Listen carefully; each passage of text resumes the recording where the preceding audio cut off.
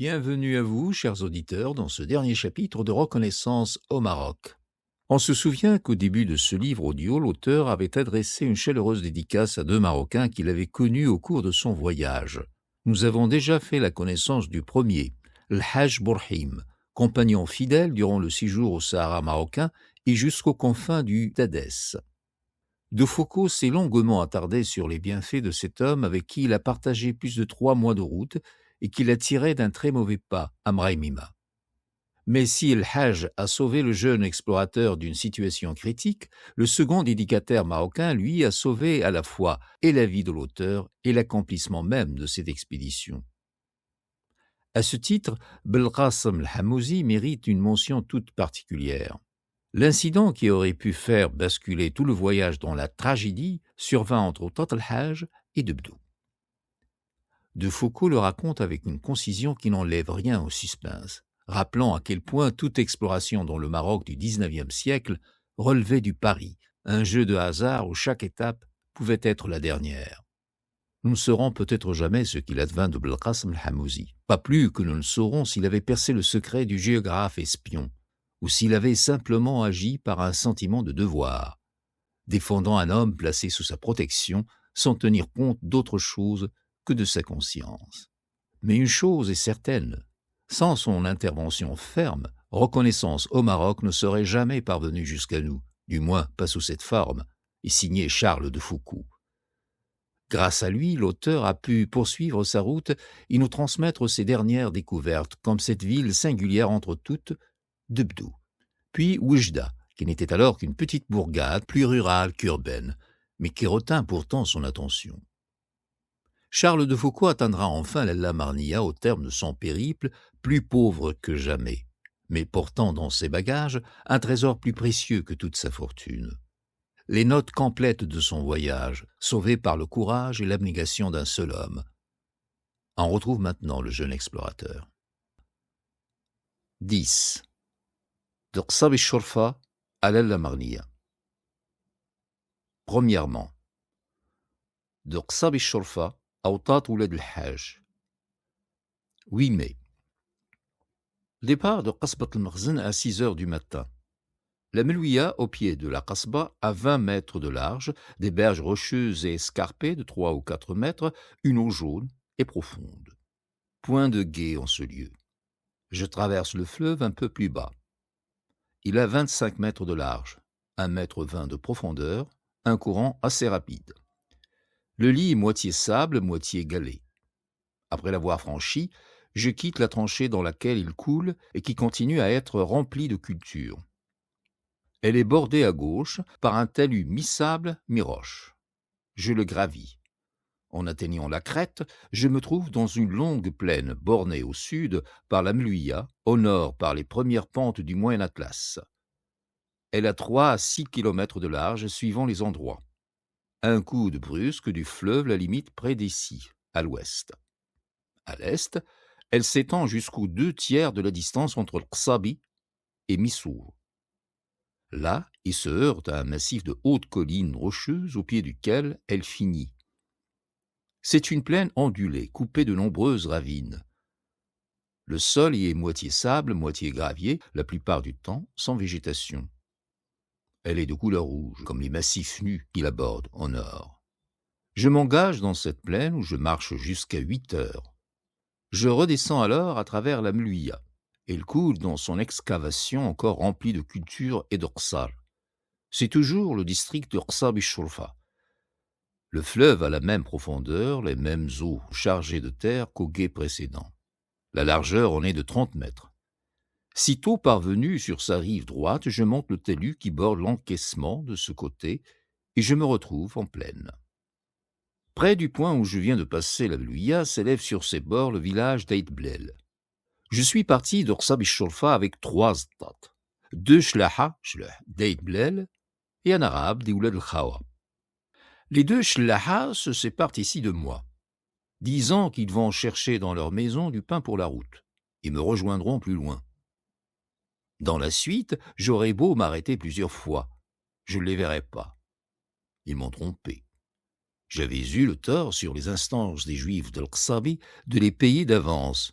N'ayant plus rien à gagner, ils m'ont abandonné. Je continuerai dans le désert sans autre escorte que mon arabe. C'est un joli jeune homme d'une quinzaine d'années. Il m'accompagnera fidèlement, mais en cas de mauvaise rencontre, c'eût été une faible protection. Son fusil n'était pas en état de servir. Je n'aperçus personne jusqu'à l'arrivée dans son village. La plaine où je m'engage est immense. C'est un désert blanc s'étendant au nord jusqu'à la Mlouia, au sud jusqu'au Grand Atlas, à l'est jusqu'au Rkem, à l'ouest aussi loin que la vue peut porter. La surface en est ondulée, le sol en est dur, tantôt sablonneux, tantôt pierreux. Il est couvert presque en entier de jdim. Le Grand Atlas est une longue chaîne brune à crête uniforme qui fuit vers l'Orient et s'abaisse de plus en plus. À l'est du Jbel Ayashi, plus de traces de neige sur ses cimes. Le Rkem est très éloigné. Le fait en paraît à peine. C'est d'ici une ligne jaune claire qui borde l'horizon. Je le verrai demain plus distinctement. Il se compose d'une série de hauteurs sablonneuses très basses, bordant à l'est la vallée de la Mlouia, entre le Grand Atlas et les monts de Bdou. Vers 2 heures, l'horizon, jusqu'alors fermé vers le nord par les massifs s'élevant en face d'Al-Qsabi, s'ouvre tout à coup. Les montagnes cessent d'arrêter la vue, et toute la vallée de la Mlouia apparaît.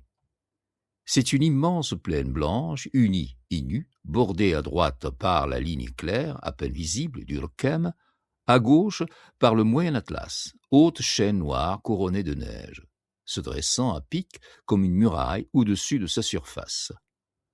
La vallée s'allonge à perte de vue vers le nord, où elle forme l'horizon. La largeur en est extrême.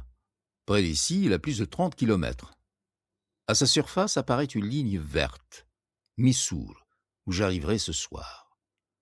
On dirait le Toudra ou le Rilis.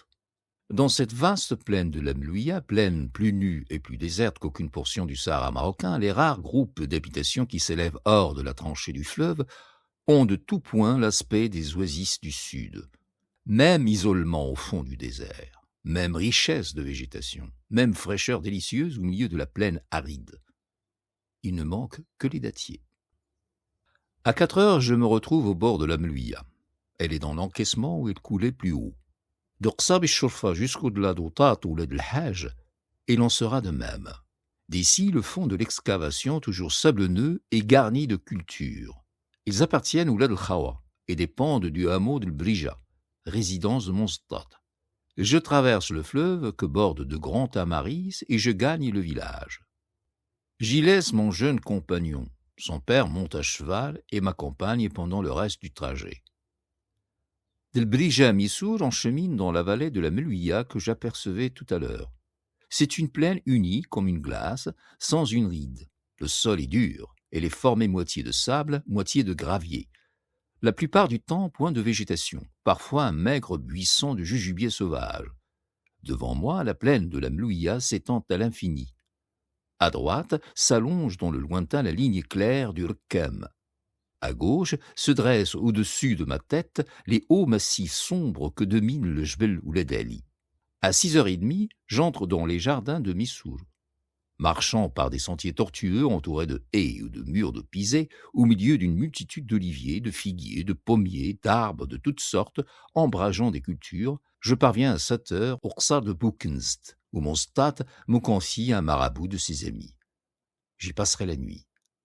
Je n'ai rencontré personne sur la route, excepté aux lieux habités où j'ai passé, Qsab el-Shurfa et el Brija. La dernière fois que je l'ai traversée, la Mlouia avait 35 mètres de large, 1,20 m de profondeur, un courant assez rapide. Toujours même eau, jaune, mais de goût agréable. Hors le fleuve, je n'ai franchi que 2 cours d'eau de quelque importance. L'oued Ouizirt, 8 mètres de large, 30 à 40 centimètres de profondeur, eau claire et verte, courant rapide. Et une rivière qui se jette dans la Mlouia immédiatement au-dessous de Brija. Lit de sable à sec, de 100 mètres de large, 2 canaux pleins d'eau coulent sur ses rives. Missour est un îlot de verdure situé au confluent de l'oued Sof-Shirg et de la Mlouia. La plus grande partie de cette sorte d'oasis se trouve sur la rive droite de l'oued Sof-Shirg. Les arbres fruitiers forment un massif compact ombrageant des cultures et entourant une dizaine de rsal. C'est une forêt d'oliviers produisant une huile excellente, de pommiers dont on exporte les fruits jusqu'à Fès, de grenadiers, de figuiers. Ces beaux arbres donnent à ce lieu l'aspect le plus riant. Les jardins sont arrosés de nombreux canaux, saignés faits à l'oued Sofshirg, dont les eaux au-dessous des cultures ont encore une largeur de 20 mètres et 50 centimètres de profondeur. Elles sont limpides et courantes et descendent sur un lit de gravier sans berge de 60 mètres de large. Les constructions de Missoul sont en pisé. Elles sont simples, ni terremt, ni tour, ni ornement. Le costume demeure le même, sauf la coiffure. Le cordon de soie disparaît et je vois commencer l'usage algérien de la corde de poil de chameau, maintenant le haïk, sur la tête au-dessus du turban blanc. L'armement subit des Irsab et Shurfa des modifications importantes. À partir de là, plus de sacs à poudre de filali, ni de poignards recourbés.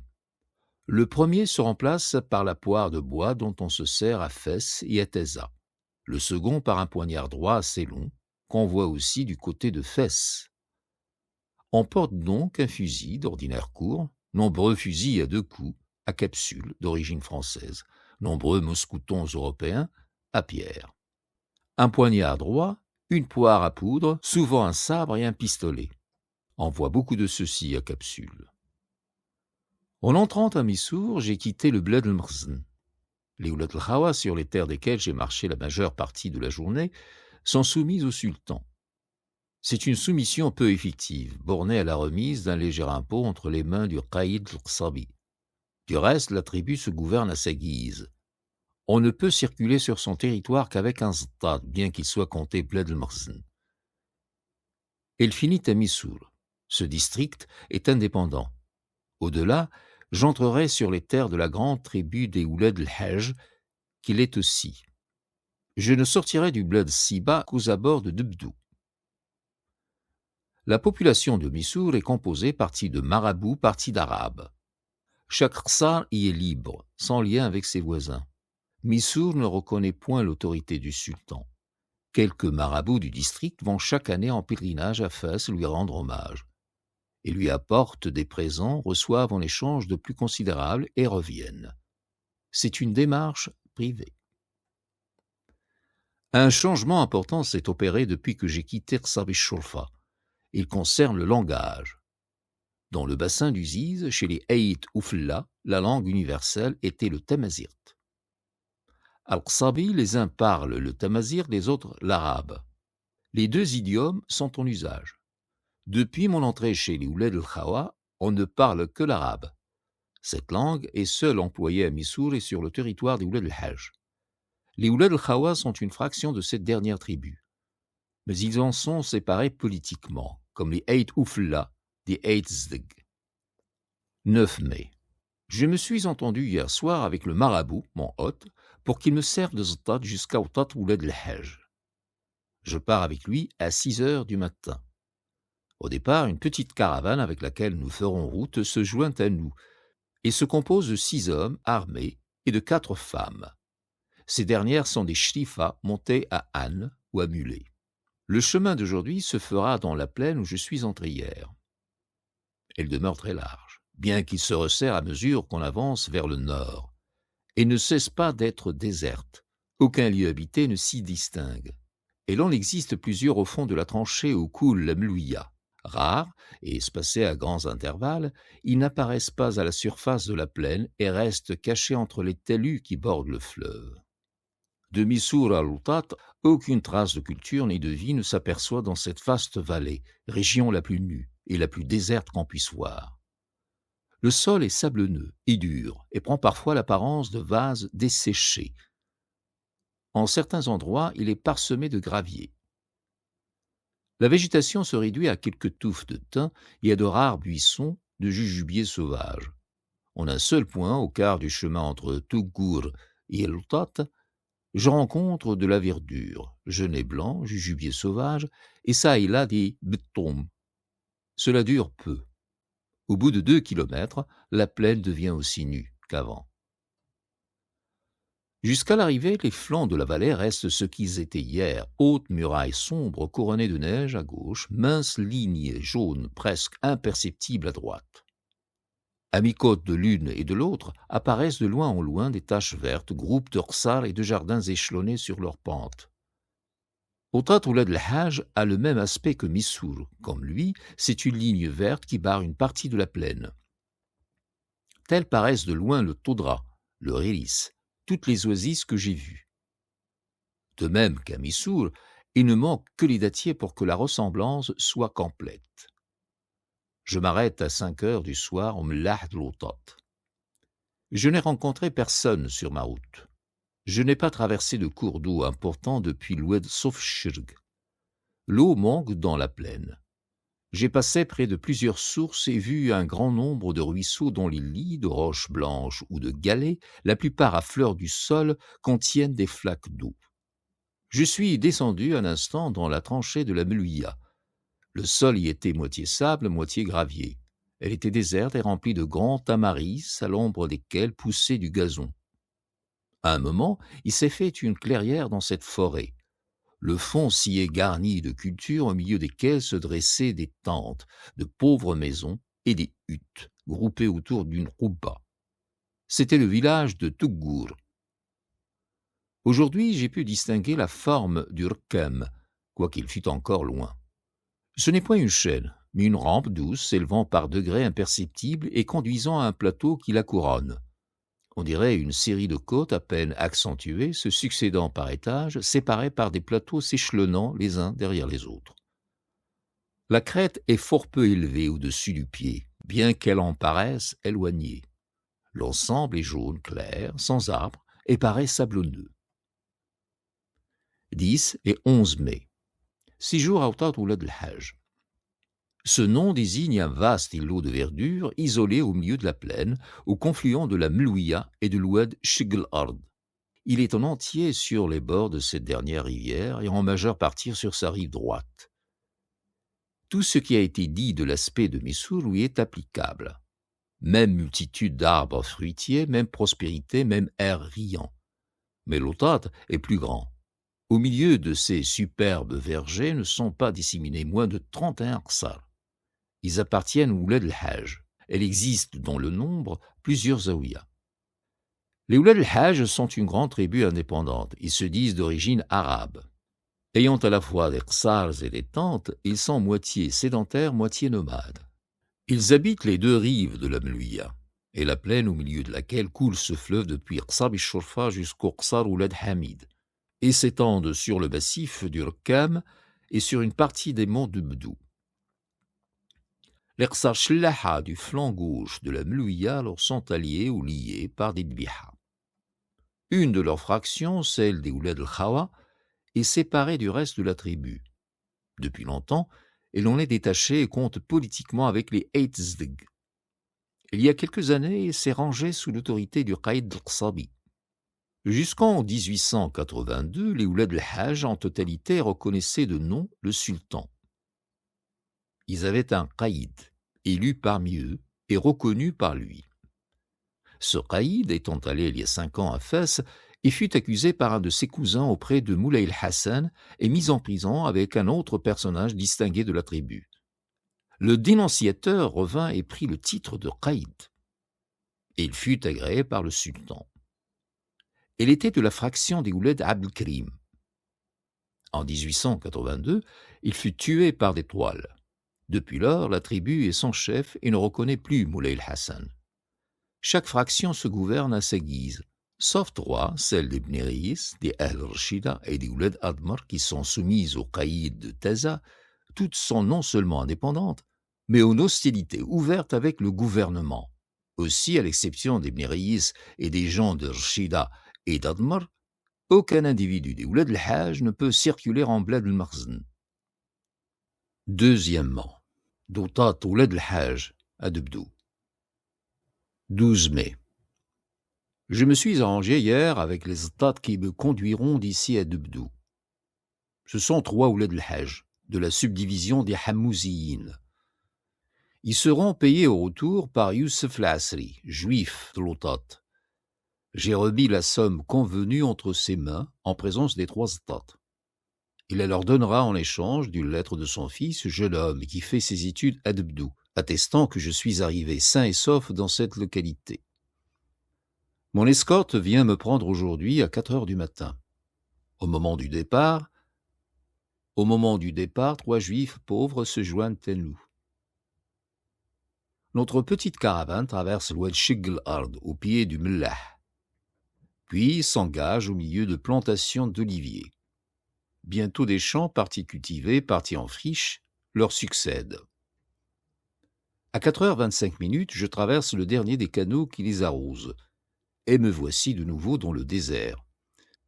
C'est toujours la plaine unie et nue, au sol de sable dur semé de gravier, sans autre végétation que de loin en loin un peu de thym ou de jujubier sauvage.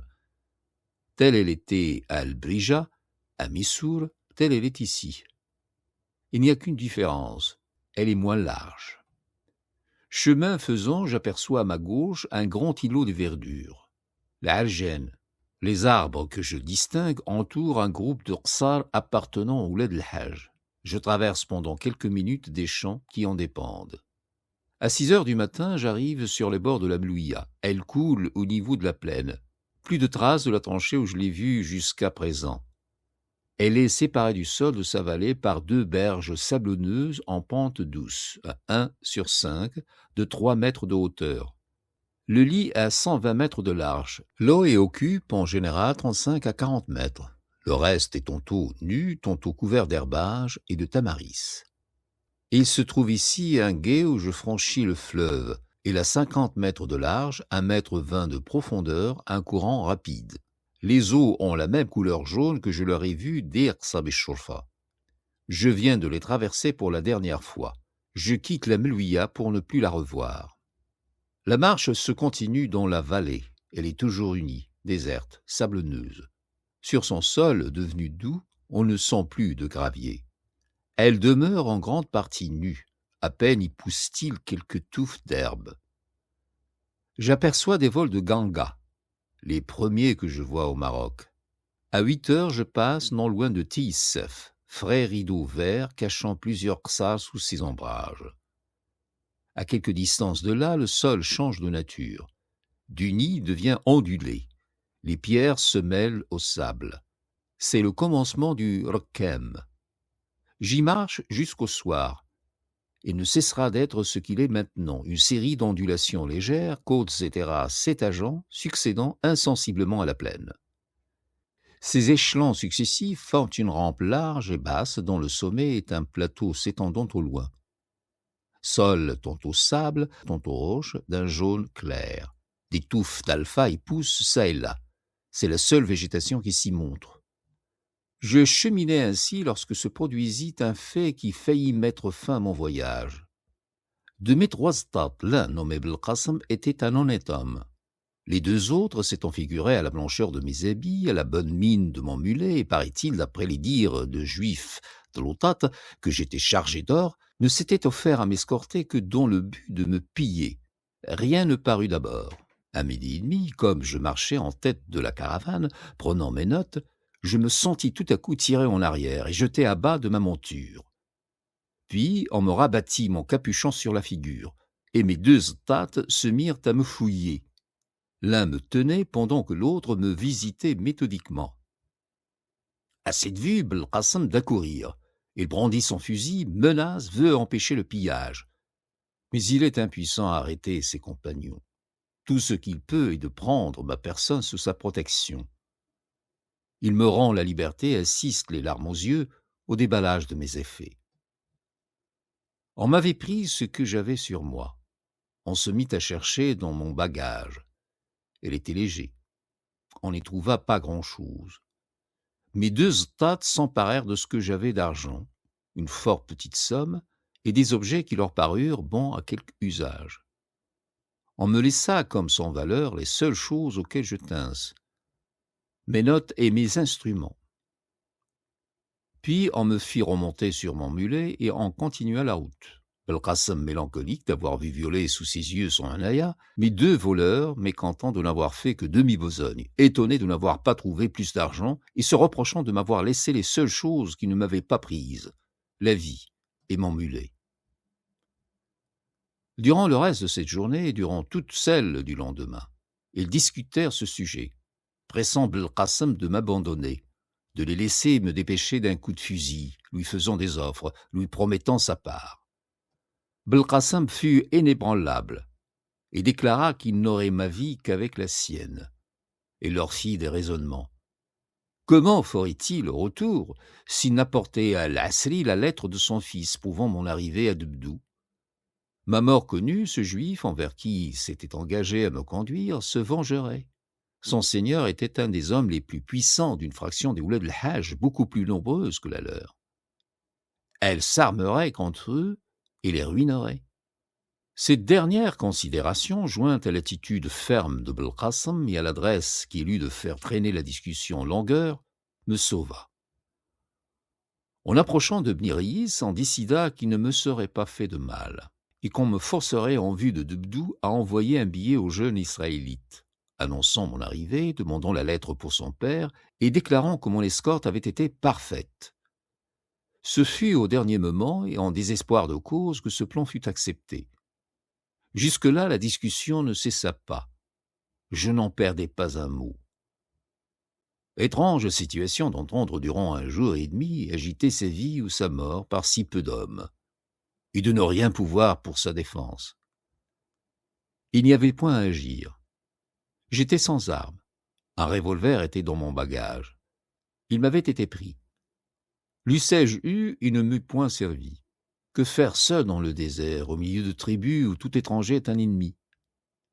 Il n'y avait qu'un parti à prendre, la patience. Elle m'a réussi. Au moment de la bagarre, le rabbin Mardoché s'était bien conduit. Il était venu à mon secours. Mais que pouvait-il? On lui fit sentir la pointe d'un sabre et on l'écarta. Quant à mon domestique et aux Juifs qui s'étaient joints à moi, ils se sauvèrent le plus loin qu'ils purent, et on ne les revit que lorsque nous eûmes recommencé à marcher. Après cet incident, nous reprîmes notre route, continuant à cheminer dans le Rokham jusqu'au soir. À 5 heures, nous arrivons à une crête. À nos pieds s'ouvre un petit ravin à flancs rocheux et escarpés. Un chemin raide nous conduit au fond. Celui-ci n'a pas plus de 30 mètres de large. Nous le suivons pendant un instant. À 5h15, nous nous arrêtons. Nous sommes presque à la bouche du ravin. À quelques pas d'ici, ses flancs tombent brusquement et le ruisseau entre en plaine. Nous nous abritons dans un creux de rocher et nous y passons la nuit. De toute la journée, je n'ai rencontré personne sur la route. Hors la Melouia et l'oued Shigl-Ard, je n'ai traversé qu'un cours d'eau de quelque importance. Il coulait dans le Rokham. Au point où je l'ai passé, une rouba et un cimetière se trouvaient sur sa rive, et une dizaine de palmiers dans son lit. Ce dernier avait 20 mètres de large, moitié sable, moitié roche. Un filet d'eau courante de 2 mètres y serpentait à l'ombre de lauriers roses. Ras Rokham est une butte isolée de 30 à 40 mètres de hauteur. Elle est comme tout le massif, moitié sable, moitié roche jaune. Seul accident de terrain du Rokham et se voit de loin malgré son peu d'élévation.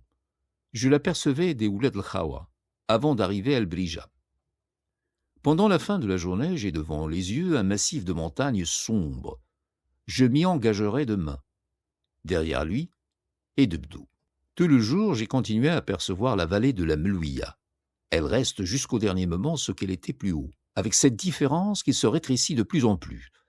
Le flanc gauche, on est toujours formé par le Moyen Atlas qui, tout en restant élevé, décroît à partir du mont Lugou.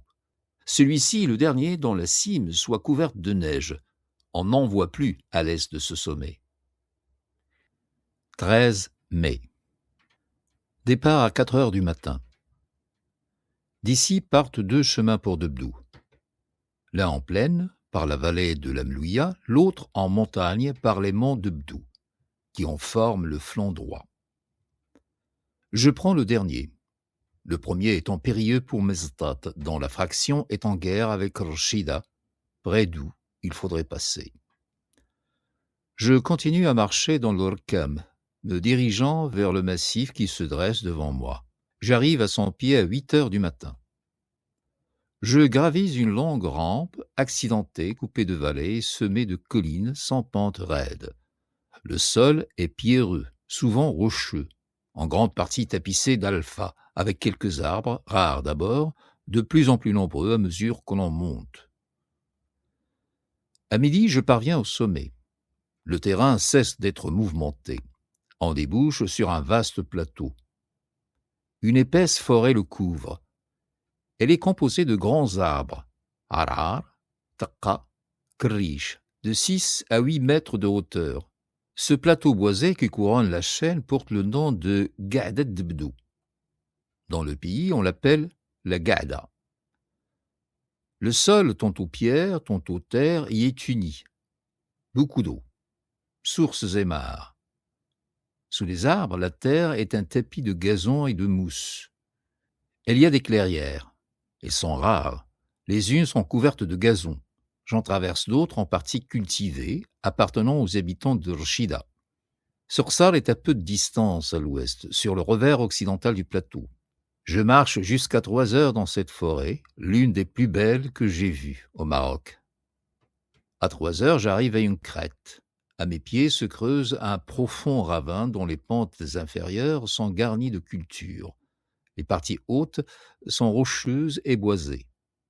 Dans le bas coule un torrent, l'Oued Bniriis, dont la source est ici.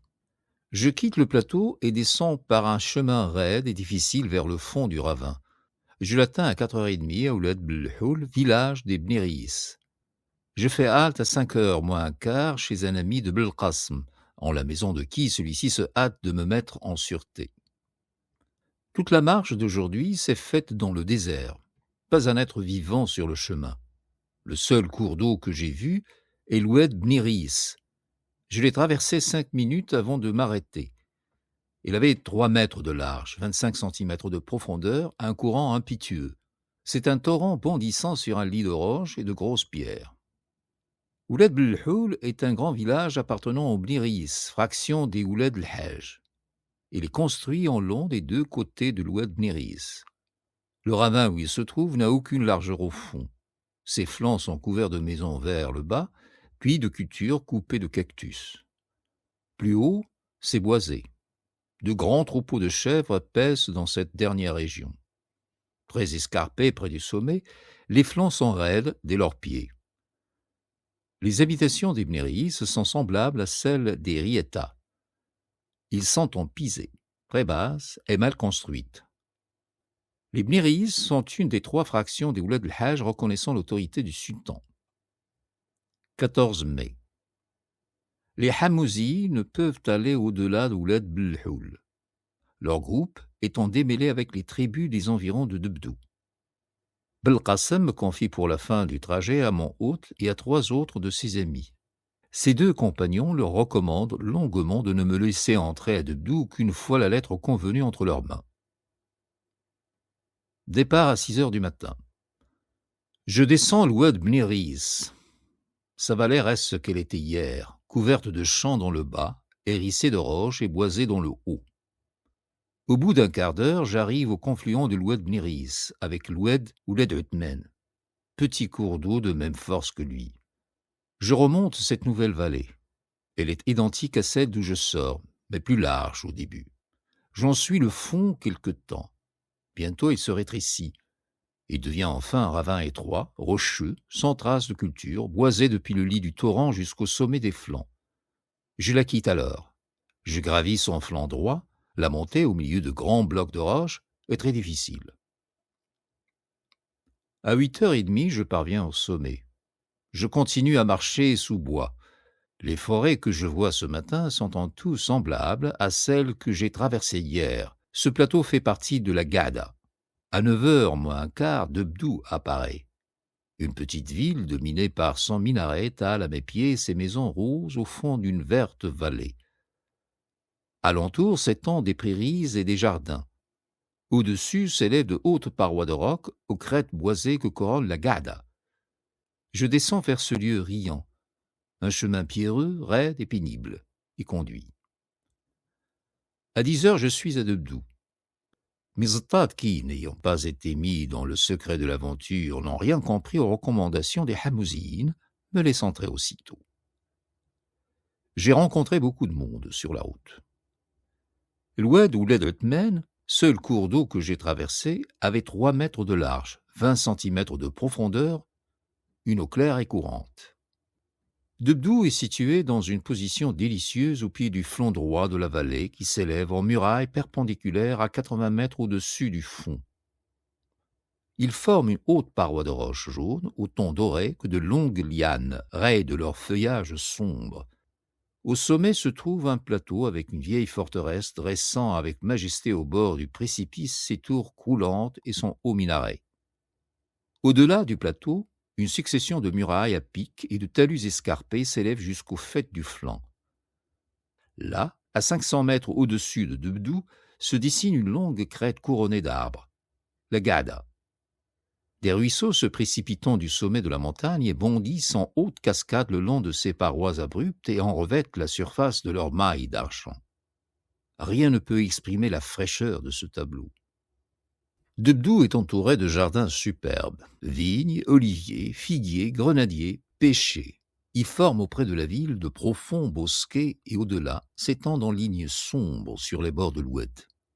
Le reste de la vallée est couvert de prairies, de champs d'orge et de blé se prolongeant sur les premières pentes des flancs. La bourgade se compose d'environ 400 maisons construites en pisé. Ils ont la disposition ordinaire. Petite cour intérieure, rez-de-chaussée et premier étage. Comme à Tlemcen, bon nombre de cours et de rez-de-chaussée sont au-dessous du niveau du sol. Les rues sont étroites, mais non à l'excès connu dans l'Ersar. Point de mur d'enceinte. La localité est alimentée par un grand nombre de sources dont les eaux sont délicieuses et restent fraîches durant l'été. L'une d'elles jaillit dans la partie basse de Debdou, à la limite des jardins. Le voisinage en est abondamment pourvu. Asbat Debdou, la vieille forteresse qui domine la ville, en possède plusieurs dans son enceinte. Debdou est soumise au sultan ainsi que les villages de sa vallée. La population de ces divers points est comprise sous le nom de Ahl Debdou. Point de qaïd, point de shir, point de dépositaire de l'autorité. Le pays se gouverne à sa guise. Et tous les ans, le qaïd de Taza, de qui relève le district, ou un de ses lieutenants, y fait une tournée, règle les différends et perçoit l'impôt. La population de Debdou présente un fait curieux. Les Israélites en forment les 3/4. Sur environ 2000 habitants, ils sont au nombre de 1500. C'est la seule qualité du Maroc où le nombre des Juifs dépasse celui des musulmans.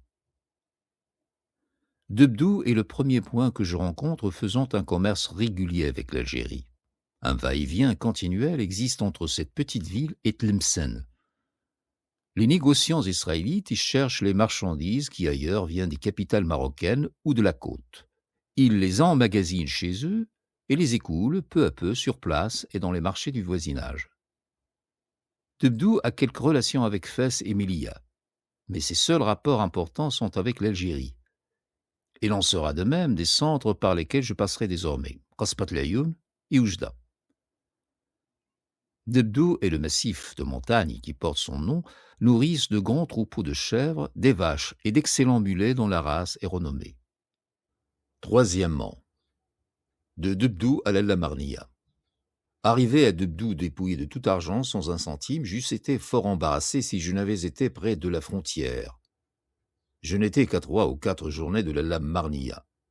Je vendis mes mulets, cela me fournit de quoi gagner la frontière française sur des animaux de louage. 18 mai. Je me mets en route avec une nombreuse caravane de juifs se rendant au Tni d'Uza. On arrivera demain à Darchaoui, lieu du marché. Aujourd'hui, on va à Qasbat Moulay Ismaïl, sur l'Ouedza. Environ 30 Israélites, montés la plupart sur des mulets, forment la caravane. Elle est protégée par 6 Attat à pied, kararma auquel on paie un prix convenu au départ, tant par juif, tant par mulet, tant par âne. Départ à 9 heures du matin. Je descends la vallée de l'Oued Debdou. Le sol en est terreux, sommet de quelques pierres. Elle reste tout le temps ce qu'elle était au départ, si ce n'est que les cultures y diminuent. Elle n'occupe bientôt qu'une partie du fond, dont le reste se couvre de hautes broussailles où surgissent çà et là quelques grands arbres. À 10h30, je suis à l'extrémité de la vallée et j'entre dans la plaine de Tofrata. C'est une immense étendue déserte, unie comme une glace, à sol de sable. Souvent, pendant plusieurs années, cette surface reste nue, stérile, sans végétation. À cette heure, grâce aux pluies de l'hiver, elle est clairsemée d'herbes tendres. Cela lui donne un aspect verdoyant qu'il a rarement. En 2 points se trouvent des tayat ou ma'ader où le sol est vaseux, coupé de flaques d'eau et couvert de hautes herbes. La plaine s'étend à l'ouest jusqu'à la Mlouia. De ce côté, on aperçoit dans le lointain les montagnes bleues des Riata et du Rif, et la ligne basse du Guiliz, dominée par la cime du Jbel Bni Bouyahi. À l'est, elle est bordée par un demi-cercle de montagnes grises, moins hautes que le Jbel Debdou, auquel il se rattache. Au sud, par le Jbel Debdou s'étendant jusqu'à Rachida. Au nord, par les 2 sommets bruns du Mergsoum et la ligne blanche du Gloub, vers lequel je marche. Je franchis ce dernier à 3h30. C'est un bourrelet calcaire de peu de hauteur qui se traverse en quelques minutes. De là, je passe dans une plaine ondulée à sol terreux semée de pierres, presque nues. Les mêmes herbes que dans le désert de Tofrata y poussent, mais rares, ne déguisant nulle part l'aspect jaune de son sol. Elle paraît bornée au sud par le Mergsoum et le Gloub, au nord et à l'est par l'Ouadza. J'y marche le reste de la journée. À 5h50, je me trouve à la crête d'un talus. Au-dessous, la vallée de l'Ouadza s'étend à mes pieds, remplie de cultures, de jardins et de douars. Le talus est peu élevé et en pente douce. Elle est composée moitié de sable, moitié de roches, galets roulés. Je le descends et j'entre dans la vallée. Au milieu d'elle se dressent, sur une butte isolée, les ruines imposantes d'une vieille forteresse. C'est Qasbat Moulay Ismaïl, détachant ses hautes murailles roses sur le fond vert du sol. Je marche vers elle, cheminant au milieu des champs et des arbres fruitiers, franchissant à chaque pas des canaux d'eau limpides. À 6h, j'y parviens. C'est le terme de ma route d'aujourd'hui. Je n'ai rencontré personne sur mon parcours depuis l'entrée dans le Tafrata. Les 2 seuls cours d'eau de quelque importance que j'ai traversés sont l'Oued Debdou, 3 mètres de large, 20 centimètres de profondeur, eau claire et courante coulant sur un lit de gravier, pas de berge, et Ain Hammou, 2 mètres d'eau coulant sur un lit large de 4 mètres, encaissé entre des berges de sable de 15 mètres de haut. Qasbat Moulay Ismaïl porte aussi le nom de Taourirt. On la désigne d'habitude dans le pays sous cette dernière appellation. Elle s'élève sur un mamelon isolé dans un coude de l'Oued Za, dont la vallée s'élargissant forme une petite plaine. La vallée, bordée à gauche par la rampe que j'ai descendue, l'est à droite par un talus escarpé, partie sable, partie roche jaune, de 60 à 80 mètres de haut. Le fond présente l'aspect le plus frais et le plus riant. Il est tapissé de cultures et d'une multitude de bouquets d'arbres, oliviers, grenadiers, figuiers, taches sombres sur cette nappe verte. Au milieu se dresse une foule de tentes dispersées par petits groupes, disparaissant sous la verdure. Les rives de l'Ouadza dans cette région présentent partout même aspect. Elles sont d'une richesse extrême. Cette prospérité est due à l'abondance des eaux de la rivière. Jamais elles ne tarissent. C'est une supériorité du pays de Za, on l'appelle Bladza, les bords du cours d'eau, sur Debdou et ses environs, où les belles sources que j'ai vues se dessèchent en partie pendant les étés très chauds. C'est une supériorité du pays de Za, on appelle Bladza les bords du cours d'eau, sur Debdou et ses environs, où les belles sources que j'ai vues se dessèchent en partie pendant les étés très chauds. Qasbat Moulay Ismaïl ou Taourirt est une enceinte de murailles de pisé en partie écroulée dont il reste des portions importantes. Les murs bien construits sont élevés et épais, garnis de banquettes, flanqués de hautes tours rapprochées. Ils sont du type de ceux de Meknès et de Qasbat Tadla. De larges brèches s'ouvrent dans l'enceinte qui n'est plus défendable. Au milieu s'élève sur le sommet de la butte, que les murailles ceignent à mi-côte, un bâtiment carré de construction récente servant aux Krarma à emmagasiner leurs grains. La tribu a ici la plupart de ses réserves. Cette sorte de maison neuve, mal bâtie, basse, contraste avec l'air de grandeur des vieilles murailles de la Kasbah. Départ à 6h15 du matin. Je remonte la vallée du Za. Elle reste ce qu'elle était à Taourirt, couverte de cultures et de jardins et très peuplée. À 7h, une maison se dresse au haut de la rampe qui en forme le flanc gauche. C'est Dar Shawi, résidence de Shir Ben Shawi, shir héréditaire et aujourd'hui Qaïd des Krarma, tribu à laquelle appartient cette portion du Za. Je monte vers la maison. Au pied de ces murs, sur le plateau dont elle occupe le bord, se trouve le marché auquel se rend ma caravane, Nil Krarma. J'y fais halte. On distingue d'ici la vallée de l'Ouedza à une certaine distance vers le sud. Jusqu'à un tournant où on la perd de vue, elle garde même aspect, toujours verte, toujours habitée. Le marché où je suis, très animé d'habitude, l'est peu aujourd'hui. Les habitants de la rive gauche de la Melouia n'ont pu s'y rendre, le fleuve étant infranchissable depuis plusieurs jours. Elle est toujours gros en cette saison. C'est l'époque de sa crue. Qu'il pleuve ou non, les eaux en sont fortes et difficiles ou impossibles à passer de la mi-avril à la mi-juin. Je quitte le marché à 1h. J'ai pris 2 tatcha qui me conduiront à Kasbat Layoun, où j'arriverai demain. Je redescends dans la vallée du Za, et je la traverse ainsi que la rivière, puis je gravis le talus qui en forme le flanc droit. Parvenu au sommet, je me trouve dans une plaine sablonneuse, ondulée. Je suis dans le désert d'Enged. J'y resterai jusqu'à mon arrivée à l'El Marnia. C'est une plaine immense ayant pour limite à l'ouest l'Ouedza et la Melouia, à l'est les hauteurs qui bordent la Tafna, au nord le Jbel Bni Znaten. Note de l'auteur. Les Bni Znaten, Banu Zinata, sont la grande tribu qui est désignée d'habitude sur nos cartes sous le nom de Beni Snasen. Fin de note. Au sud, les Jbel Bni Bouzegou et Zakara faisant suite au Mergessoum.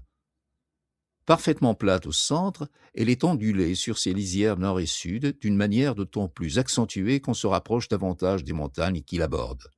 Le sol en est sablonneux. Il est dur lorsqu'il est sec et forme une vase glissante où la marche est difficile aussitôt qu'il pleut. Nu d'ordinaire, le désert d'Enged se couvre d'une herbe abondante après les hivers humides. Cette année, la surface en est toute verte.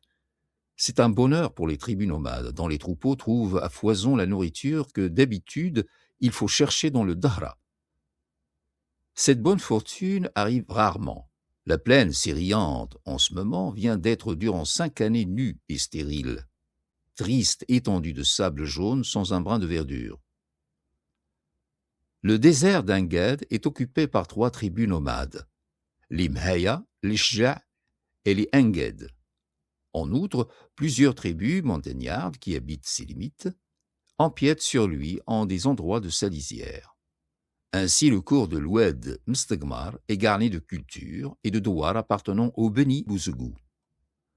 Cette plaine jusqu'à la frontière française, algérienne, est ainsi que les montagnes qui l'abordent soumises au sultan. Elle en est de même du pays que je traverse depuis Debdou. La réduction de ces contrées est complète et réelle, mais ne date que de 1873. Elle est le résultat de l'expédition que fit alors Moulay Hassan et dans laquelle il vint jusqu'à Oujda. Auparavant, presque toute la contrée était insoumise. Je chemine dans le désert d'Enged jusqu'à 5h15. À ce moment, j'arrive au bord de l'Oued Mstagmar. Je le traverse et je m'arrête sur sa rive droite, dans une tente où je passerai la nuit. Sur ma route, il y avait un assez grand nombre de passants. Ils revenaient comme moi du marché. J'ai vu peu de lieux habités, quelques rares douars des Bni Bouzegou. Ils étaient petits, de 6 à 8 tentes chacun, mais isolés les uns des autres. L'Ouedza, au point où je l'ai passé, avait un lit de sable de 80 mètres de large. L'eau y occupait 20 mètres. Elle avait 80 centimètres de profondeur et un courant rapide. De cette rivière à l'Oued Mstagmar, j'ai traversé des ruisseaux sans importance, ayant un peu d'eau par suite des pluies récentes. Plusieurs étaient difficiles à franchir à cause de leurs berges escarpées, hautes souvent de 7 à 8 mètres, qui en faisaient de vraies coupures dans la plaine. L'Oued Mstagmar a 6 mètres de large, dont 3 remplis d'eau courante, Il coule entre deux berges de sable à 1 sur 1 de 20 mètres de hauteur. Le point où je l'ai atteint est le plus haut de la bande de culture qui le borde. Il n'y a pas de tente au-dessus de celle où je suis. Ici, tout le long du cours d'eau, en le descendant, les deux rives sont garnies de champs, de jardins, de grands arbres et de nombreuses tentes, les unes isolées, les autres groupées par 2 ou 3. C'est un ruban vert moucheté de noir, se déroulant dans le désert. Les tentes du Za étaient en flidj, celles de l'Oued Mstegmar sont en natte grossière. Toutes sont vastes, point de maison dans le Za, sauf celle du Cheikh Ben Chewi. Il y en a une sur l'Oued Mstegmar, elle est à quelques pas d'ici. C'est la résidence du Qaïd ibn Bouzegou. Ce dernier, Qaïd Ahmada, était le cheikh de la tribu avant d'en être Qaïd de par le sultan. C'était le plus grand pillard de la contrée avant 1876. À présent, au contraire, elle est d'une sévérité extrême contre les voleurs et fait régner l'ordre le plus rigoureux sur son territoire. 20 mai. Départ à 5h15 du matin. Je continue à cheminer dans le désert d'Enged. J'arrive à 11h du matin à Qasbat Layoun. La marche était difficile à cause de l'état du sol, détrempé par des pluies récentes. Je n'ai rencontré personne durant le trajet. Les cours d'eau que j'ai franchis sont au nombre de 2. L'Oued Mtlili, lit de 5 mètres, 1,50 m d'eau, berge de sable 12 mètres de hauteur. Ce cours d'eau prend, me dit-on, sa source au Jbel Bniala. L'Oued al-Qsb, 25 mètres de large, lit de galets à sec, berge de sable à pic, haute de 15 mètres. Cette rivière prend sa source chez les Bniala et se jette dans la Melouia chez les Bnioukil. Elle reçoit, mais surtout, l'Oued Mstegmar sur sa rive gauche. Qasbat Ayoun Sidi Mlouk, appelé d'ordinaire Qasbat Ayoun, s'élève isolé au milieu du désert d'Enged. Aux environs apparaissent quelques cultures et un certain nombre de petits douars d'Eshja. La Qasba est une enceinte rectangulaire de murs de pisé ayant 4 à 5 mètres de haut et 30 à 40 cm d'épaisseur. Ni banquette ni fossé. À l'intérieur sont des maisons, la plupart en mauvais état, n'ayant qu'un rez-de-chaussée. Elles sont bâties par pâtés, séparées tantôt par de larges passages, tantôt par des places. Point de rue proprement dite, et moins encore de ces ruelles étroites qu'on voit dans l'Ersar. Un grand nombre d'habitations sont blanchies. Au milieu de la Qasba sont creusés plusieurs puits qui l'alimentent. La vue intérieure de Qasbat Layoun rappelle de loin celle de certains quartiers de Géryville. Note de la rédaction. Géryville est une ville d'Algérie appelée actuellement le Biyad. Fin de note. Même voie large, même demeure basse, même population de petits marchands. En dehors de l'enceinte, vers l'angle nord-est, se trouve un bouquet d'arbres et au milieu la Qubba de Sidi Mlouk. Auprès jaillissent plusieurs sources dont l'ont une eau abondante et bonne. On les appelle Ayoun Sidi Mlouk, d'où le nom de la Qasba. Celle-ci est ancienne, mais tombée en ruine et était déserte lors de l'expédition de Moulay el-Hassan en 1873. Elle la restaura et installa la garnison qui s'y trouve. Il se compose d'une centaine de réguliers, askri, commandés par un hara. Qasbat Layoun est en outre la résidence du Qaïd d'Ishja, Cheikh Ahmed al-Shirgi, chef suprême dans la place. Il a auprès de lui son lieutenant et quelques hommes du Marzen. Les autres habitants sont des marchands musulmans et juifs, ceux-ci originaires de Debdou et de Tlemcen qui vendent des denrées d'Europe et d'Algérie aux soldats et aux tribus des environs. Le sultan croit avoir ici 600 réguliers commandés par un ara, le Hajj Mohammed. De fait, il les possède 100 ou 150 malheureux qui n'ont de soldats que le nom. Il envoie 5000 francs par mois pour la solde de la troupe. Les hommes ne touchent rien, sont nus et meurent de faim. L'ara et ses lieutenants gardent tout. Le commerce de Qasbat Layoun a de l'importance. Les boutiques installées dans son enceinte sont bien approvisionnées. Chaque semaine se tient au pied de ces murs un marché, le Tlatat Sidi Mlouk. Ce jour-là, les tribus des environs, celles de la montagne comme celles de la plaine, viennent en foule, apportant des laines, des tellis, des flidj, des tapis, des peaux, et les échangeant contre les objets de provenance algérienne, cotonnade, etc.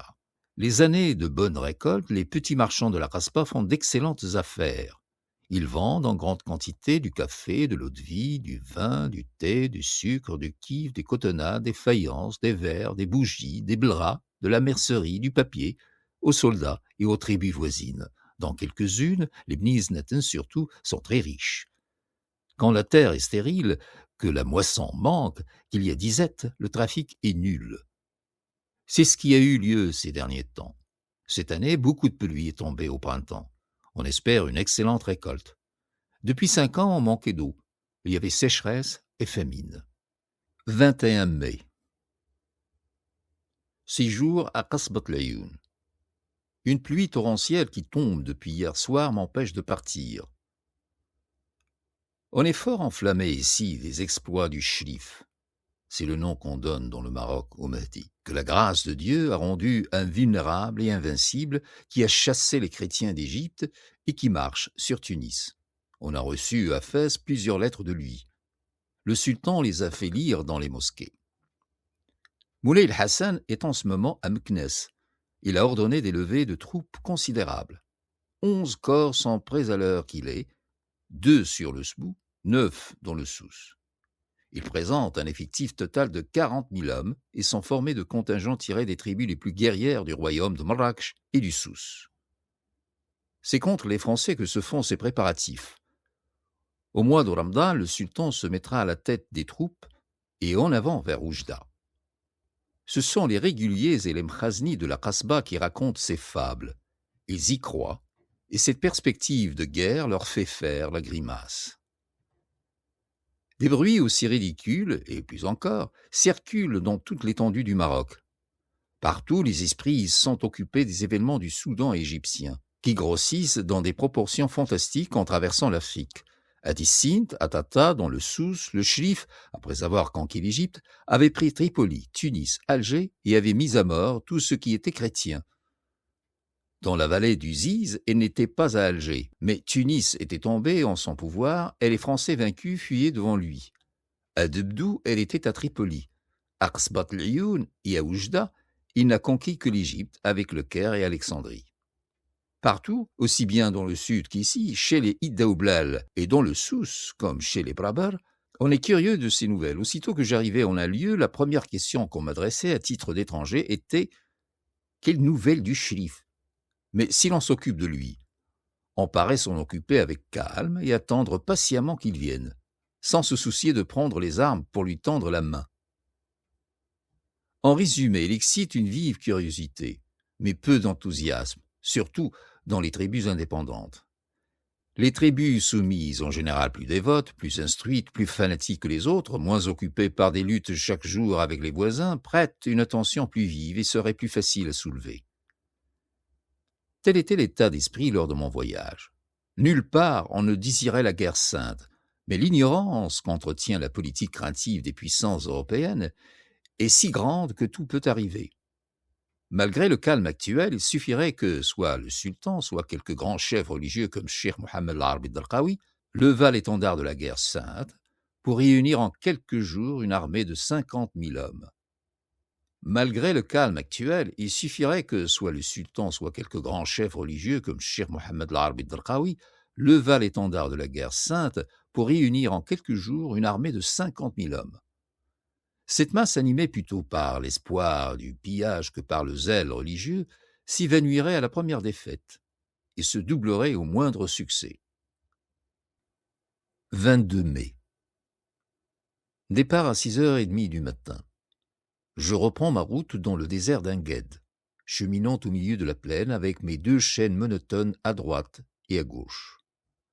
Ce sont 2 longues lignes de montagnes sombres, à peu près de même hauteur, nues l'une et l'autre, comme tous les massifs que j'ai vus depuis le Jbel Debdou.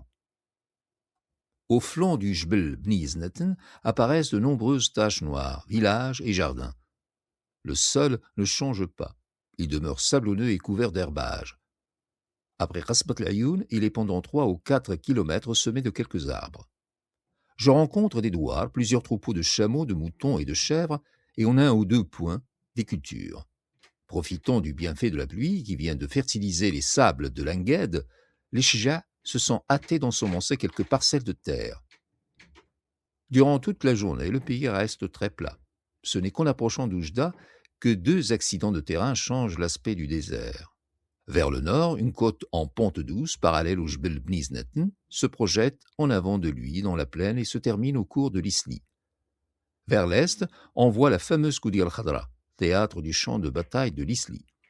De loin, elle apparaît comme un long talus verdoyant bas à crête uniforme, barrant toute la plaine d'Enged depuis le Jbel Zakkara dont il se détache et auquel il est perpendiculaire jusqu'à la côte qu'on vient de signaler. Entre celle-ci et la Koudi al-Khadra se trouve une trouée où passe l'Oued Isli. À 2h40, je parviens à cette rivière. Elle a 12 mètres de large et 70 centimètres de profondeur. Le courant est rapide. Le lit, de gros galets, est en entier couvert par les eaux. 2 berges de sable à 1 sur 1 de 8 mètres de haut rencaissent. L'Oued coule au pied même de l'Koudi al-Khadra. Sa berge droite se confond avec le versant occidental de ses hauteurs. Je commence à monter au sortir de la rivière. Côte douce, mélange de terre et de pierre. À 2h50, je suis au sommet. Un plateau s'y étend, ridé d'ondulations légères.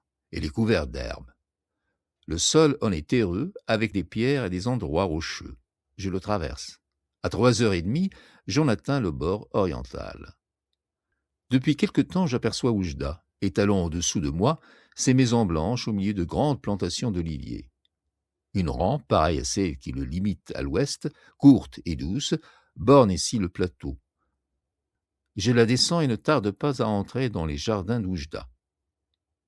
Vastes et bien cultivés, ombragés d'une multitude d'arbres, ils sont la seule chose digne d'attention en ce lieu. Je m'arrête à 4h15 dans un des fondours de la ville. Oujda est situé au pied de l'Koudi al-Khadra, en terrain plat, dans la plaine d'Enged, qui se prolonge au-delà jusqu'à la Lamarnia. C'est une fort petite ville, elle semble moins peuplée qu'Al-Qsar, la richesse et la prospérité y règnent. La présence d'un caïd, de Mkhazni, le passage des caravanes, le commerce avec l'Algérie y entretiennent l'animation, y apportent la fortune. Un Mkhazni à cheval m'a escorté de Qasbat al-Ayoun à Oujda. Un autre m'accompagnera d'Oujda à la frontière française. Il a suffi de les demander au caïd. Une escorte de ce genre s'accorde toujours, à condition de payer. Le prix est modique. Le gouvernement concourt à fournir les stades dans les régions du Bled el-Mkhzen trop peu sûres, comme celle-ci, pour y voyager seul. Chemin faisant, j'ai rencontré une caravane, et se composait de marchands juifs venant de Tlemcen et allant à Debdou. Or, l'Oued Isli, je n'ai traversé qu'un cours d'eau de quelque importance. L'Oued Bourdim, 6 mètres de large, 1 mètre de profondeur, courant insensible, berge de 1,50 m d'élévation, un 1 sur 1. Les eaux proviennent des pluies dernières. La rivière, à sec toute l'année, se gonfle à la moindre averse et se dessèche aussi vite. Hier, elle était infranchissable. 23 mai. Départ d'Oujda à 7h du matin. À 10h, je passe la frontière et j'entre en terre française, algérienne. Peu après, j'arrivai à l'El-Lamarnia, terme de mon voyage. Fin de la première partie. Lu pour vous par Mohammed El-Kachtoul. En arrivant à l'El-Lamarnia, s'achève la partie du livre que Charles de Foucault consacre au récit de son voyage à travers différentes régions du Maroc. La seconde partie de l'ouvrage rassemble, quant à elle, les observations et les données qu'il a recueillies tout au long de son itinérance. Parmi ces matériaux figure son célèbre appendice sur les Juifs du Maroc. Dans cet appendice, traduit intégralement en arabe et diffusé pour la première fois dans notre précédent podcast, Foucault reprend le fil du récit et esquisse un tableau inspiré de son expérience au contact des communautés juives du Maroc. Mais comme nous l'avons déjà souligné, la tension entre le regard et le jugement refait surface dans sa description des réalités. Veuillez vous abonner à la chaîne Maghriberia sur YouTube pour être au rendez-vous avec cette aventure qu'est Reconnaissance au Maroc.